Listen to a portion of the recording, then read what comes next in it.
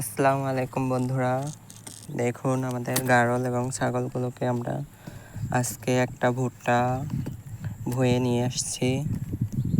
কত পরিমাণ ঘাস দেখুন।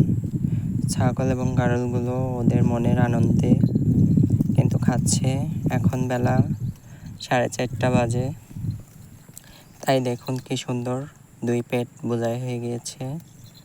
এবং আমাদের এখানে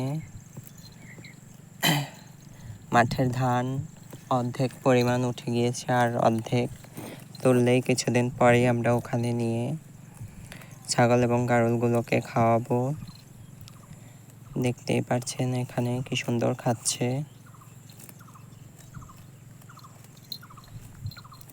সবাই দোয়া করবেন আমার গাড়ল এবং ছাগলগুলোর জন্য, যারা ওরা সুস্থ সবল থাকে।